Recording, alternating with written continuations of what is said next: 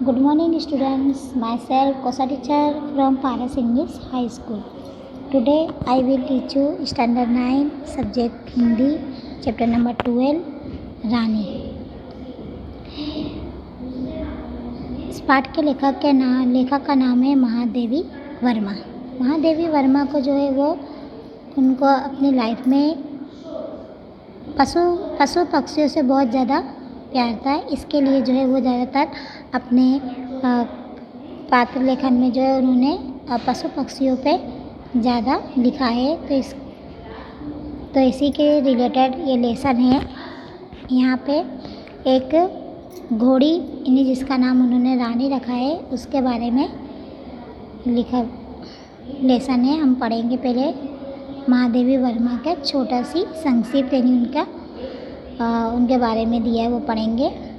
हिंदी साहित्य में महादेवी वर्मा अर्थात मैं नारी भरी दुख की बदरी यानी बादल और तुमको न्यू में ढूंढा तुम में ढूंढी पीड़ा कहने वाली सहदाय भावुक अत्यंत संवेदनशील और समग्र न्यू सृष्टि पर पौरोषण करने वाली छायावादी युग की अप्रतिम रचनाकार. छायावादी के युग के 4 स्तंभ गिने जाते हैं: प्रसाद, पंत, महादेवी और निराला. इनमें प्रसाद के साथ सदैव इतिहास बोध रहा तो पंत प्रकृति के कोमल कांत पदावली के रचनाकार के रूप में पहचाने गए. निराली अपनी औजस्विता और रुद्रता के लिए महादेवी धीर गंभीर दर्द का दास्तान सुनने वाली कवयित्री के रूप में पहचानी गई. फर्रुखाबाद में उत्तर प्रदेश यानी जन्मी महादेवी सही अर्थ में एक विदुषी और प्रगल्भा नारी के रूप में समग्र जीवन जी गई.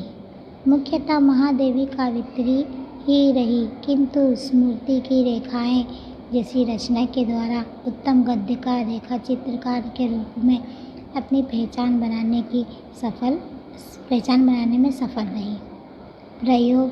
प्रयाग महिला विद्यापीठ की प्रयाची और कुलगुरु के पद पर रहकर शिक्षा के क्षेत्र में आपने अनुपम योगदान दिया. निहार, रश्मि, नीराजा, संध्यागति, दीपाशिका, अतीत के चलचित्र और स्मृति की रेखाएं आदि आपकी बहुचर्चित एवं लोकप्रिय रचनाएं हैं. यहाँ रानी नामक एक घोड़ी उनके 2 साथी निक्की और रोजी के साथ आई है. सम्मिलित है जिसका बड़ा मार्मिक और भावुकतापूर्ण शैली में चित्र अंकित किया है. ऐसा लगता है यह नेवला या कुत्ती और यह घोड़ी हमारे समान ही है. पशु और पंछी और निर्दोष भोले ऐसे प्राणियों के प्रति महादेवी जी का स्नेह और प्रेम छलकता नजर आता है. तो इस पाठ में जो है महादेवी वर्मा ने जो है जो जानवर और पशु पंछियों को उनको जो वो अपने समान मानती हैं. तो इसके आगे हम पाठ स्टार्ट करेंगे. रियासत होने के कारण इंदौर में शानदार घोड़ों और सवारों का आधिक्य था. इसके अतिरिक्त हम अंग्रेज़ों के बच्चों को छोटे टट्टुओं या सफ़ेद गधों जिसकी जाति के संबंध में रामा ने हमारा ज्ञानवर्धन किया था पर घूमते देखते थे. रामा की कहानियों में तो राजा अपराधियों को गधे पर चढ़ाकर देश निकाला देता था.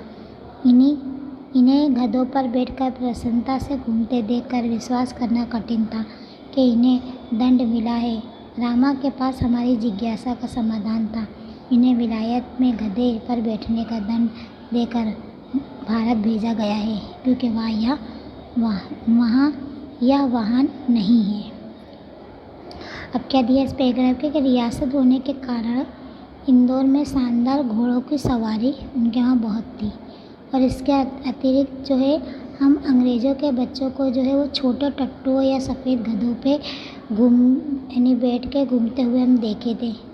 और रामा की कहानियों में तो राजा अपराधियों वो जैसे वो कहा सुनाई देते कि अगर गधे पर चढ़ाकर सुनाई देते थे कि गधे पे चढ़ाकर जो है उनको दंड दिया जाता था कि उनको देश से निकाला कर दिया जाता था, उनको ये दंड मिलता था। और इन्हें विलायत में गधे पर बैठने का दंड देकर भारत भेजा गया, क्योंकि वहाँ वाहन नहीं है। एक दिन हम तीनों ने बाबूजी को मौखिक स्मृति पत्र दिया कि हमारे पास छोटा घोड़ा न रहना अन्याय की बात है। यदि अन्य बच्चों को घोड़े पर बैठने का अधिकार है तो हमें भी अधिकार मिलना चाहिए। अब एक दिन जो है तीनों जन जो है बाबूजी से कहते हैं कि हमें भी घोड़े पर बैठने का अधिकार है, हमारे पास भी एक छोटा घोड़ा होना चाहिए और हमें भी अधिकार मिलना चाहिए। बाबूजी ने हंसते हुए पूछा, सफ़ेद टट्टू पर बैठोगे? कहते सफ़ेद टट्टू पर बैठोगे? तुम कहो के साथ ढेलम ढाल के उपरांत मैंने अगुआ होकर गंभीर मुद्रा में उत्तर दिया, सफ़ेद टट्टू तो गधा होता है जिस पर बैठकर सजा दी जाती है। अब बाबूजी जो है वो हंसते हुए कहते हैं कि सफ़ेद टट्टू पर बैठोगे? नहीं, इस तरह से वो हंसी मजाक में कहते हैं। फिर वो बच्चे जवाब कहते सफ़ेद टट्टू तो गधा होता है जिस पर बिठाकर सजा दी जाती है। पता नहीं हमारे ज्ञान के वज्रसत्र स्तोत्र रमा को बाबूजी ने डांटा या नहीं, परंतु कुछ दिन बाद हमने देखा कि एक छोटा सा चॉकलेटी रंग का टट्टू आंगन के पश्चिम वाले बरामदे में बांधा गया। अब कुछ दिन बाद जो है हम लोग ने देखा कि एक चॉकलेटी रंग का टट्टू जो है वो आंगन के बरामदे में लाके बांध दिया गया। बरामदा तो घोड़े बांधने के लिए बनाया नहीं गया था। अंत बाहर से टट्टू को लाने के लिए दीवार में एक नया दरवाज़ा लगाया गया।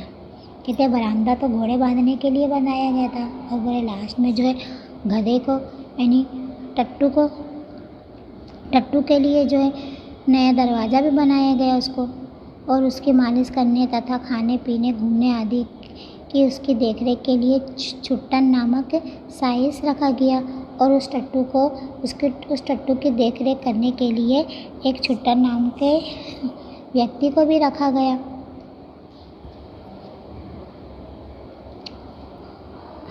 अब तो हम उस छोटे टट्टू से बहुत प्रभावित और अंतकित हुए। हमारे तथा हमारे अन्य साथी जीवों के लिए न मकान में कोई परिवर्तन हुआ, न कोई विशेष नौका रखा गया। अब क्या है कि अब हम उस टट्टू से जो है बहुत प्रभावित अंकित हुए। हमारे तथा हमारे लिए या हमारे कोई अन्य जीवों के लिए ना कोई मकान में परिवर्तन हुआ और ना कोई विशेष कोई खास नौका रखा गया। रामा को तो नौकर कहा नहीं जा सकता। कहते रामा को तो नौकर कह नहीं सकते, क्योंकि वह तो डांटने फटकारने के अतिरिक्त हमारे कान भी खींचता था। कहते अब रामा नाम का एक नौकर है, कहते हम उसको नौकर तो हम कह नहीं सकते, क्योंकि वो हमको डांटता भी हमको फटकारता भी और हमारे कान भी खींचता है, और हमारी खिड़की तक दरवाजे में परिवर्तित नहीं हो सकी।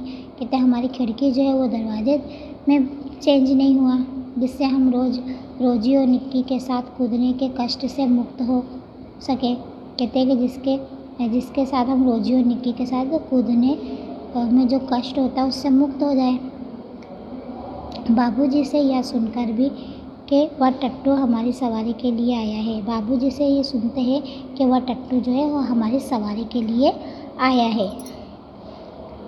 हम सब 4-5 दिन उससे रुष्ट और प्रसन्न ही घूमते रहे। कहते हम सब जो है 4-5 दिन उससे क्या कहते हैं गुस्सा और खुश नहीं थे, परंतु अंत में उसने हमारी मित्रता प्राप्त कर ही ली। लेकिन लास्ट में जो उसने हमारे साथ दोस्ती कर ही ली। रामा से उसका नाम पूछने पर ज्ञात हुआ कि उसे ताज रानी कहकर पुकारा जाता है। अब रामा से उनसे पूछे कि आखिर इसका नाम क्या है, तो उससे रामा ने बताया कि इसको ताज रानी के नाम से पुकारा जाता है। ताजमहल का चित्र हमने देखा था।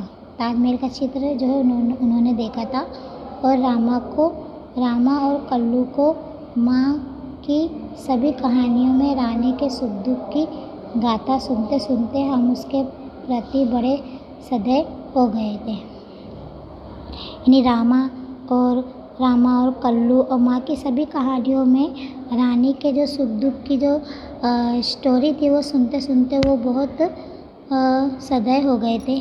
ताजमहल जैसे भवन की रानी होने पर भी या वहाँ से कहानी की रानी की तरह निकाल दी गई। कहते ताजमहल की जैसी रानी होने के बावजूद भी उसको वहाँ से निकाल दिया गया।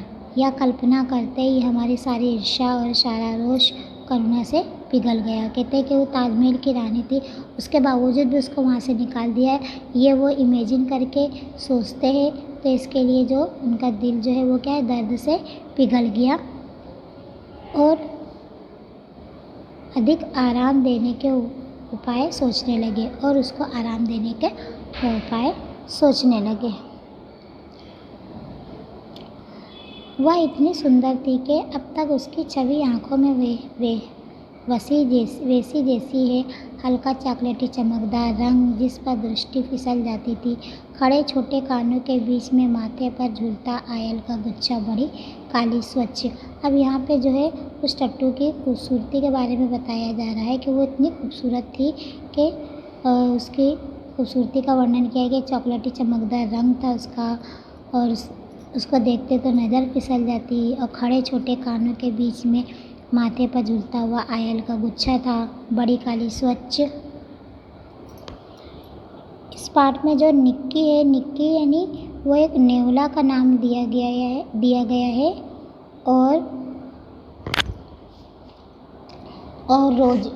रोजी जो है वो एक कुतिया का नाम इसमें बताया है कि कुतिया और नेवला भी जो है उस रानी के साथ खेलती थी।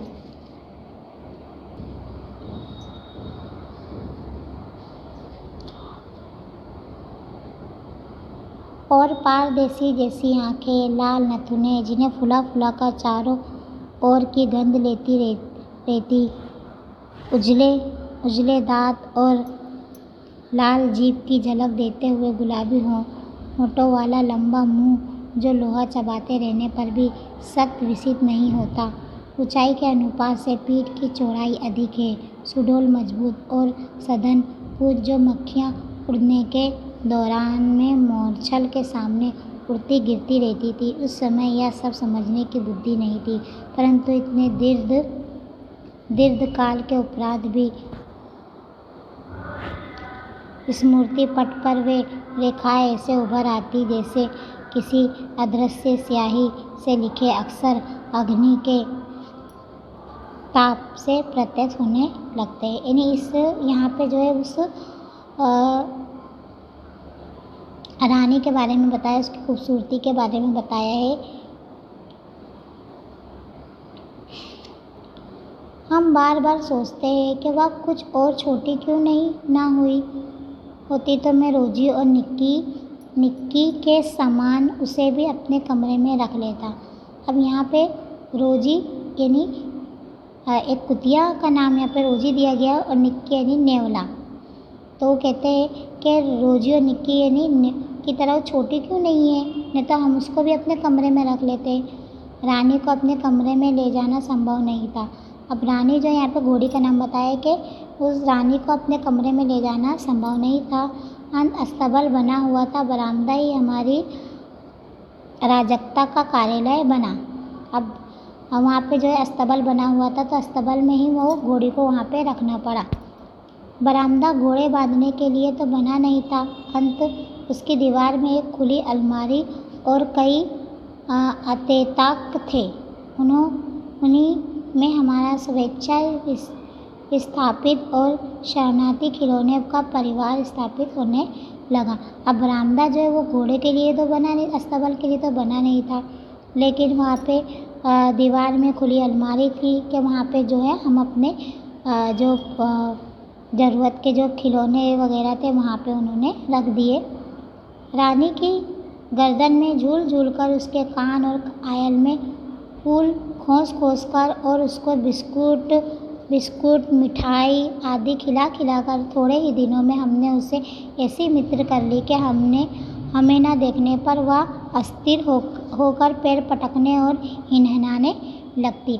अब जो है वो रानी से उन लोगों ने इस तरह से दोस्ती कर ली थी कि उसके गर्दन में क्या कहते झूलते थे और उसके फूल लगाकर उसको बिस्कुट खिलाते थे, मिठाई खिलाते थे और थोड़े ही दिनों में उनकी मित्रता ऐसी हो गई थी कि अगर कुछ देर जो है रानी उनको नहीं देखती तो वो उनको तो पैर पटकने लगती और हिनहिनाने लगती। फिर हमारी घुड़सवारी का कार्यक्रम आरंभ हुआ। अब इसके बाद जो है घुड़सवारी का कार्यक्रम स्टार्ट हुआ। मेरे और बहन के लिए सामान्य छोटी पर सुंदर जीन खरीदी गई और भाई के लिए चमड़े के घर वाली ऐसी जीन बनाई जिससे संतुलन खोने पर भी गिरने का डर नहीं था। अब घोड़े सवारी पे जब बैठा जाता है तो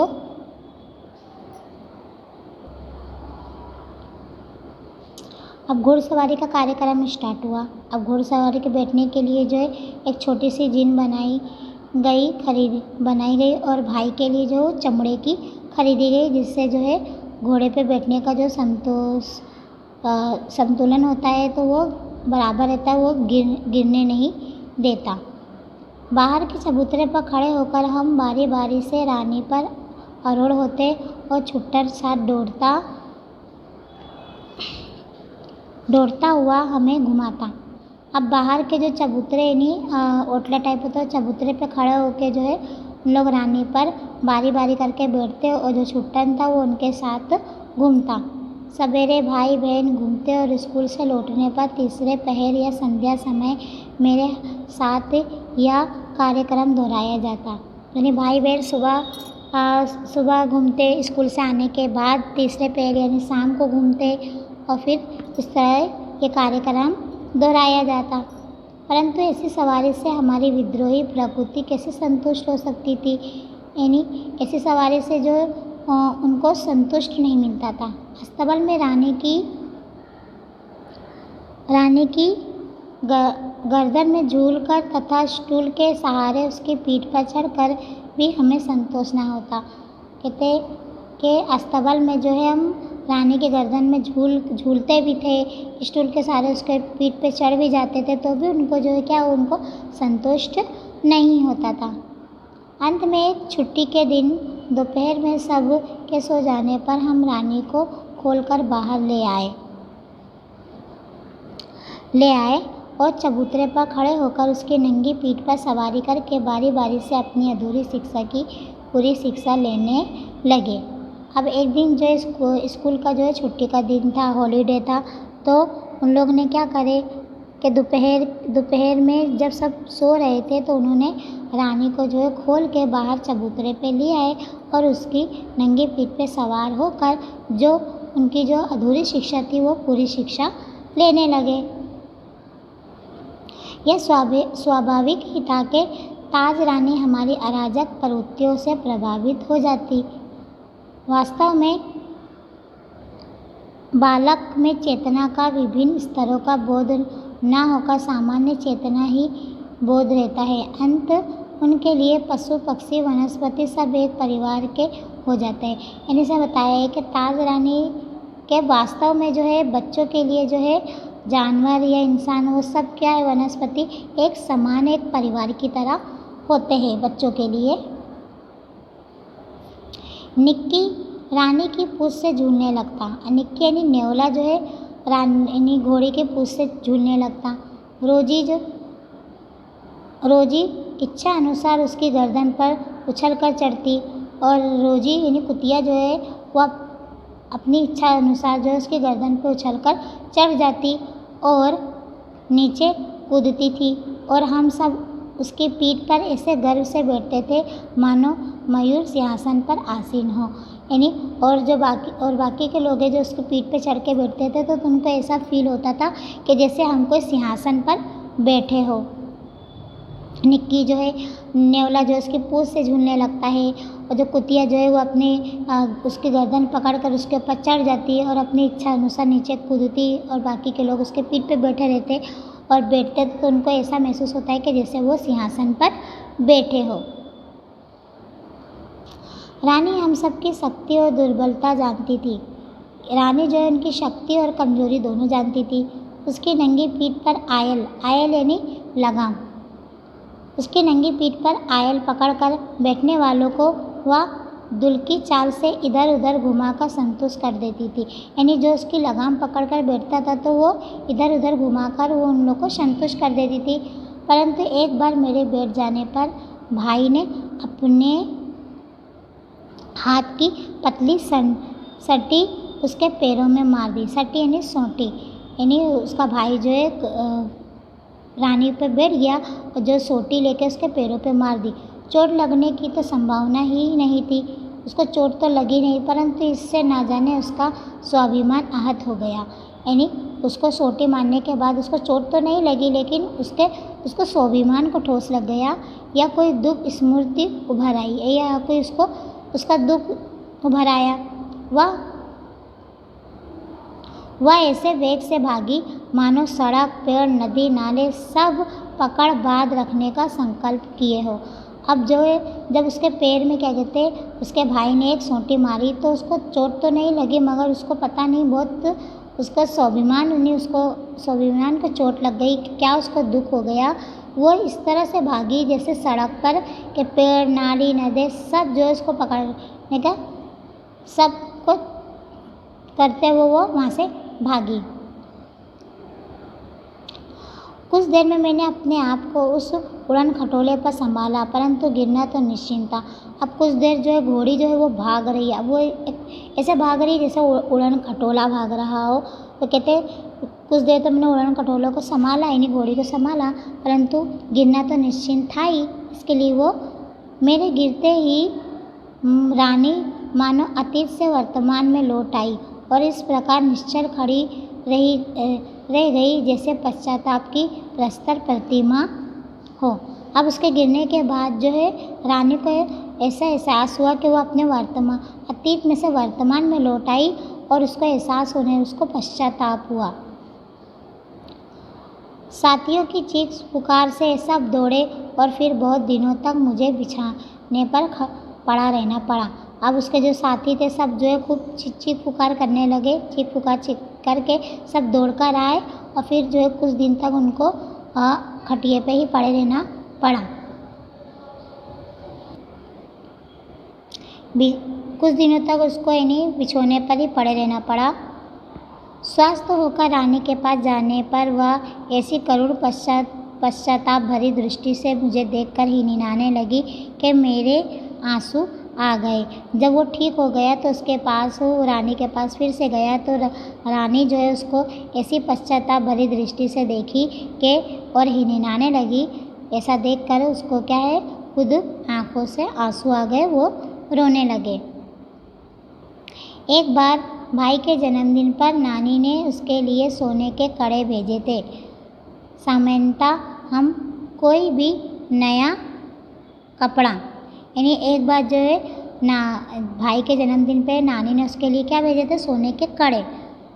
हम कोई भी नया कपड़ा या आभूषण पहनकर रानी को दिखाने अवश्य जाते थे। सुंदर छोटे छोटे शेर मुंह वाले कड़े पहनकर भी भाई रानी को दिखाने गया और न जाने किन प्रेरणा से वह दोनों कड़े उतार कर रानी के खड़े सतक कानों में वल्ले की तरह पहना आया। अब बच्चे जो है वो कुछ भी नया कपड़ा पहनते या आभूषण पहनते, जेवर वगैरह कुछ भी शेर के मुंह वाले कपड़े पहनते, कुछ भी नहीं पहनते तो वो रानी को दिखाने जाते। अब भाई जो है वो क्या करा, वो अपने कड़े उतार कर उसके कानों में पहना दिया। फिर हम सब खेल में कड़ों की बात भूल गए। अब उन लोग खेल में लग गए, अब कड़े भूल गए वहाँ से। संध्या समय भाई के कड़े रहित हाथ देखकर जब माँ ने पूछताछ की तब खोज में आरंभ हुई, पर कहीं भी कड़ों का पता नहीं चला। अब जो उन लोग खेल में लग गए, खेलने के बाद जो जब शाम हुई तो उनकी माँ ने पूछा कि वो कड़े कहाँ है। जब उनको याद आया कि कड़ों को तो कहीं पता ही नहीं है। रानी अपने कान को खुरों से खोदती और हिनहिनाती रही। अंत में बाबूजी का ध्यान उसकी ओर गया और उन्होंने मिट्टी हटाने का आदेश दिया। किसी ने पूछा, गहरा गड्ढा खोदकर दोनों कड़े गाड़ दिए थे। दंड तो किसी को नहीं मिला, परंतु रानी सारे घर के हृदय में स्थान पा गई। अब रानी जो है अपने कान के खुरों को और हिनहिनाने लगी, तो यानी वो एक इशारा कर रही थी, बताना चाहती थी। तो बाबूजी जो है उनकी उसके इस हलन चलन पे वो देखते हैं कि ये कुछ कहना चाहती हैं, तो फिर वो उसके पास जाते हैं। तो फिर वो इशारे से इशारा अपने बॉडी लैंग्वेज से उसकी बात समझ जाते हैं। तो फिर उनको मिट्टी खोदने का आदेश देते हैं। तो जब मिट्टी खोदते तो वहाँ से जो है वो दोनों कड़े मिलते हैं। आखिर वो किसने छुपाया वो तो नहीं मालूम हुआ, उसको दंड नहीं दिया गया, लेकिन रानी की इस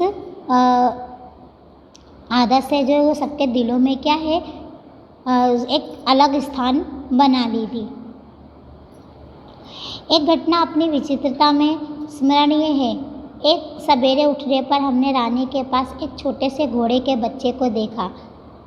अब सुबह उठने के बाद जो है रानी के पास एक छोटे से घोड़े के बच्चे को देखा।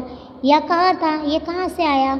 कह कर हमने रामा को इतना थका दिया कि उसने निरुपाया घोषणा की कि वह नया जीव रानी के पेट में दाना चारा खाकर सो रहा था। अब रामा को उन लोगों ने दिमाग खा गए कि आखिर ये घोड़ा कहाँ था बोले। तो फिर उसने बोला कि ये नया जीव है जो रानी के पेट में था, जो दाना खाना खाकर सो रहा था। भाई ने उत्साह से पूछा, और भी है? और रामा ने स्वीकृति में सिर हिलाया। कहते और भी है? तो उसने हाँ में सर हिलाया। अब तो हम विस्मित भी हुए और क्रोधित भी हुए। अब वो गुस्सा भी हुए, थोड़े शांत भी हुए। ये छोटे जीव कोई काम धाम नहीं करते और हमको पीठ पर बिठाकर दौड़ने वाली रानी का दाना चारा स्वयं खाकर उसके पेट में लेटे रहते हैं। कहते छोटे छोटे जानवर जो कोई काम धाम तो करता ही नहीं है और रानी के पेट में दाना चारा खाकर बैठ के स्वयं लेटे रहते हैं। भाई ने कहा, रानी का पेट चीर कर हम कम से कम एक और बच्चा घोड़ा निकाल ले। अब भाई क्या कहता है कि हम रानी का पेट चीर कर उसके पेट में से जो है एक और बच्चा यानी घोड़ा हम निकाल लेंगे। तब बच्चे घोड़े पर वे छोटे छोटे भाई बहन बैठेंगे और रानी मेरी सेवा में रहेगी। कहते हैं छोटे छोटे बच्चे जो भाई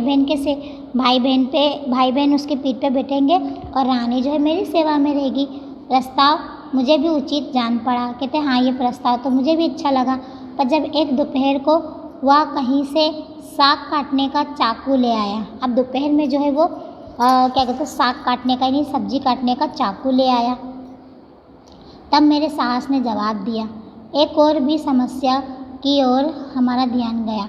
अब एक और समस्या यानी एक और प्रॉब्लम के और उनका ध्यान गया। आखिर हम रानी का पेट सिएंगे कैसे?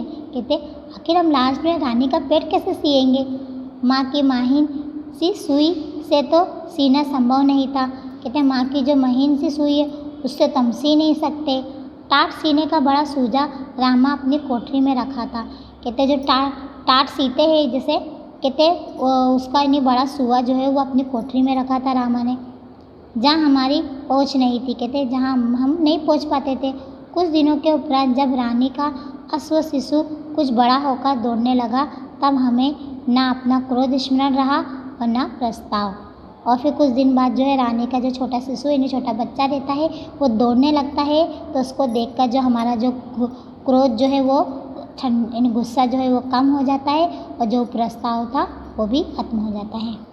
तो यहाँ पे महादेवी वर्मा ने जानवरों के ऊपर इन्हें ये लेसन लिखा है कि रानी जो है घोड़ी का नाम बताया गया है। यहाँ पे निक्की रोजी यानी निक्की यानी नेवला, रोजी यानी कुतिया उन लोग के साथ खेलती है रानी के साथ। और दो बच्चे हैंगे वो दोनों बच्चे भी उन लोग के साथ खेलते हैं। तो एक छोटी सी स्टोरी है। इसके बाद हम थोड़े क्वेश्चन आंसर देखेंगे। ओके, सही विकल्प चुनकर निम्नलिखित रिक्त स्थानों की पूर्ति कीजिए। रानी की देखरेख कालियागा करता था। तो रानी की देखरेख छुट्टन करता था। नंबर 2, हम सब रानी को पीठ पर ऐसे गर्व से बैठते थे मानो खाली जगह पर आसीन है। तो कर्णासन, मयूर सिंहासन, तो सिंहासन पर आसन हो। सही विकल्प चुनकर निम्नलिखित विधान पूर्ण कीजिए। वास्तव में रानी एक क्या थी? घोड़ी थी। रानी की देखरेख कौन करता था? तो छुट्टन करता था। रानी के पास एक छोटे से घोड़े के बच्चे को देखकर बालिका ने राम से पूछा कि यह कहाँ था? बाबूजी को दिए गए स्मृति पत्र मेमोरेंडम में लिखा था कि हमारे पास जो छोटा घोड़ा ना रहना अन्याय की बात है। ये इसका उत्तर है। भाई के जन्मदिन पर नानी ने क्या दिया था? तो इसका उत्तर है सोने के कड़े दिए थे। निम्नलिखित प्रश्नों के एक एक वाक्य में उत्तर लिखे। लेखिका ने रानी के अलावा और कौन कौन से चरित्र लिए हैं? तो लेखिका महादेवी वर्मा ने रानी के अलावा निक्की और रोजी, निक्की यानी नेवला और रोजी यानी कुतिया का चरित्र लिया है। नंबर 2, लड़कों ने स्मृति पत्र में किस अन्याय की बात लिखी थी? तो इसका उत्तर है लड़कों ने स्मृति पत्र में लिखा था कि जैसे अंग्रेज के बच्चे के पास छोटा घोड़ा होता है वैसा अपने पास भी होना चाहिए, यह अन्याय की बात है। नंबर 3, बच्चे रानी के प्रति सदस्य क्यों हो गए? इसका उत्तर है उन्होंने कई कहानियों में रानी के सुख दुख के बारे में सुना था, इसके लिए वो उसके सदस्य हो गए। लेखिका को अपनी पीठ से गिरने के बाद रानी कैसे खड़ी हो गई? तो इसका उत्तर है लेखिका को अपनी पीठ से गिरने के बाद रानी जैसे वह पश्चाताप की प्रतिमा हो ऐसे खड़ी हो गई। नंबर 5, लेखिका का भाई सब्जी काटने का चाकू क्यों लाया था? तो इसका उत्तर है लेखिका का भाई सब्जी काटने का चाकू इसलिए लाया था क्योंकि रानी का पेट चीरकर उसमें से शिशु निकालना था। नंबर 6, रानी के उड़न खटोले की उपमा क्यों दी गई? तो इसका उत्तर है कुछ देर मैंने अपने आप को उस उड़न खटोले पर संभाला परंतु गिरना तो निश्चित था।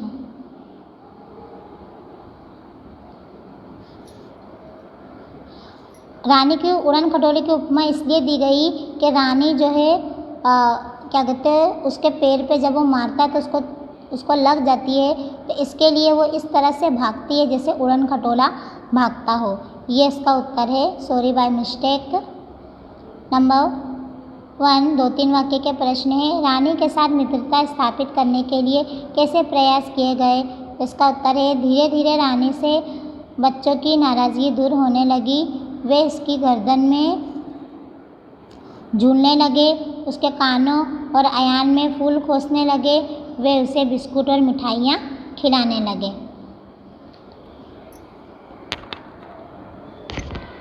रानी की पीठ पर सवारी करने पर कौन सी दुर्घटना घटित हुई? क्यों? एक बार महादेवी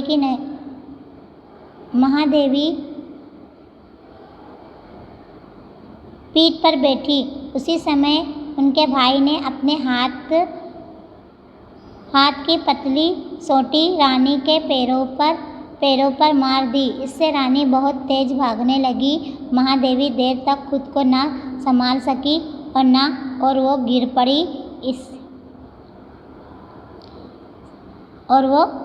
पड़ी। अश्व शिशु को देख बच्चों का क्रोध क्यों आया? अश्व शिशु को देख बच्चों ने सोचा था कि बिना कुछ काम काज किए रानी के पेट में सो रहा था, वहाँ कुछ भी काम काज बिना चारा खाता रहता है। नंबर 4, रानी की सुंदरता का वर्णन कीजिए। रानी बहुत सुंदर घोड़ी थी, उसके चमकदार रंग दृष्टि पड़ते ही फिसल जाती। उसकी चॉकलेटी रंग भरी आयल, पारदेसी जैसी आँखें, उजले दांत, लाल जीभ, गुलाबी होंठ और मोरली सी पूँछ और गढ़ा हुआ शरीर सब कुछ आकर्षक था। तो यहाँ पे जो हमारा ये चैप्टर जो है लेसन कंप्लीट होता है। Okay bye.